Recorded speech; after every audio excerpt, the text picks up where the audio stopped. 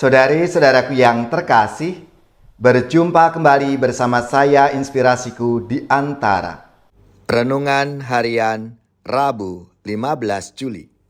Hari ini kita bersama seluruh Gereja Katolik memperingati Santo Bonaventura, Uskup dan Pujangga Gereja.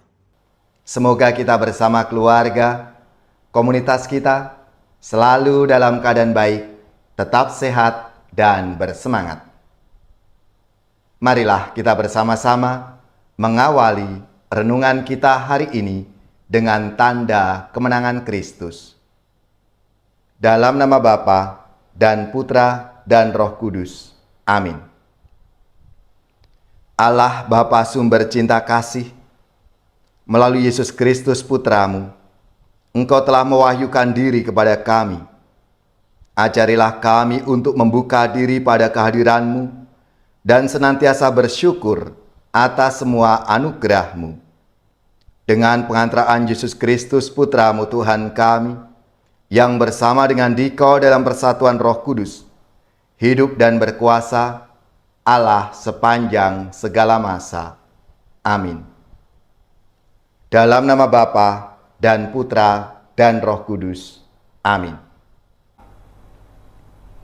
Inspirasi kita hari ini dari Injil Suci menurut Matius, bab 11 ayat 25 sampai 27. Semoga saudara-saudari semua sudah siap dengan kitab sucinya. Mari kita baca bersama-sama dan kita renungkan. Sekali peristiwa, Yesus berkata, "Aku bersyukur kepadamu ya Bapa, Tuhan langit dan bumi, sebab semuanya itu Kau sembunyikan bagi orang bijak dan orang pandai, tetapi Kau nyatakan kepada orang kecil. Ya Bapa, itulah yang berkenan di hati-Mu.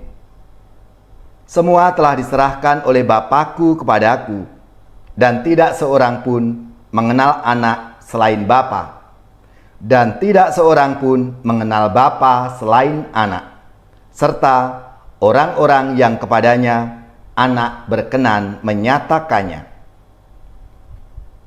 Demikianlah sabda Tuhan. Terpujilah Kristus.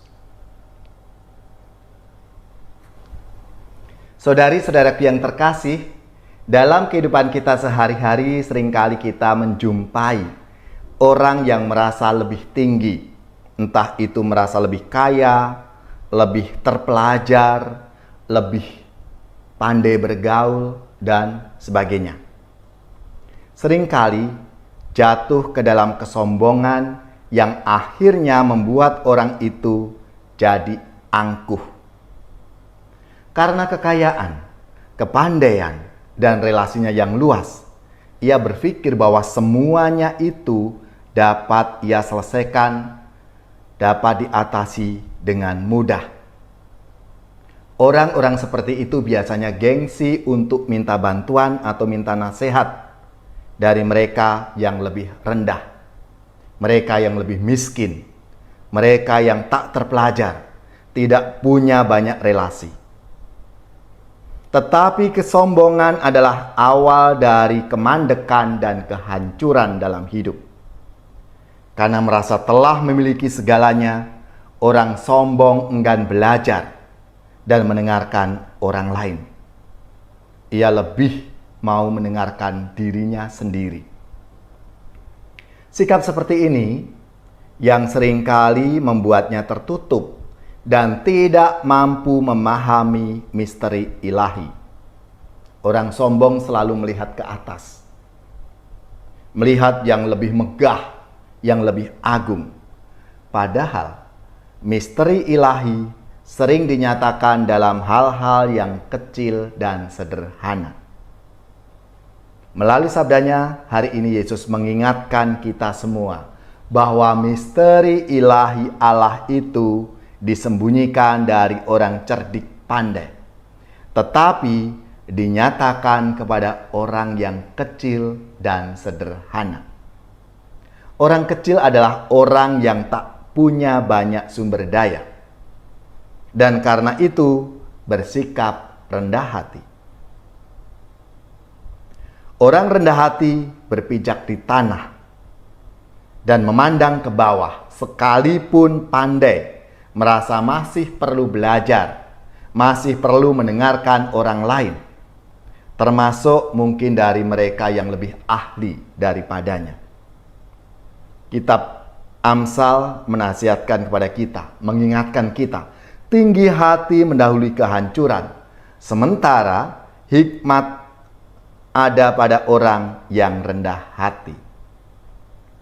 Kalau kita membaca bacaan hari ini, baik bacaan Injil maupun bacaan pertama dari kitab Yesaya, Yesaya juga menubuatkan kehancuran Asyur yang congkak dan sombong itu. Di tengah kesuksesannya, Asyur melupakan kebaikan Allah. Yesaya dengan nada retorik berseru, "Adakah kapak memegahkan diri terhadap orang yang memakainya?" Keangkuhan dan sikap tinggi hati bukan hanya tidak berkenan di hati Allah, tetapi juga akan mendatangkan kehancuran pada diri mereka sendiri. Saudara-saudariku yang terkasih, lewat sabda Tuhan hari ini, lewat nubuat Yesaya, kita semua diingatkan dan diajak untuk menjadi pribadi-pribadi yang rendah hati dalam hidup kita.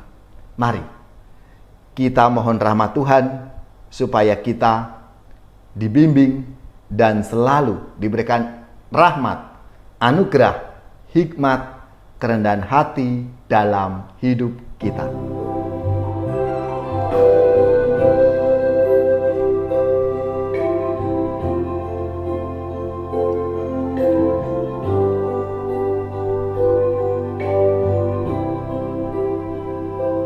Manambo Gusti mugi tinar buka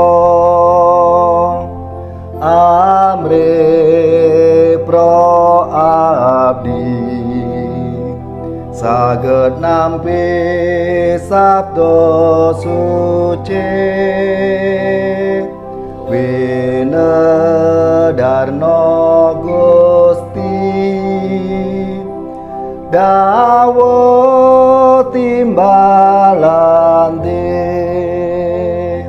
supados jiwamu tansah ondere paduka paringotaya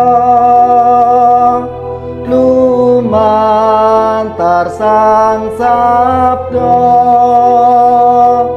supados pro abdi anglampahi dawo suci. Saudari-saudaraku yang terkasih, marilah kita siapkan hati kita untuk menerima berkat Tuhan. Semoga saudara-saudari sekalian, keluarga-keluarga, komunitas kita, orang-orang yang kita doakan, mereka yang sakit, yang menderita, seluruh tugas, belajar, pekerjaan, usaha, serta karya pelayanan kita, dibimbing, dilindungi dan diberkati oleh Allah yang Maha Kuasa, Bapa dan Putra dan Roh Kudus. Amin.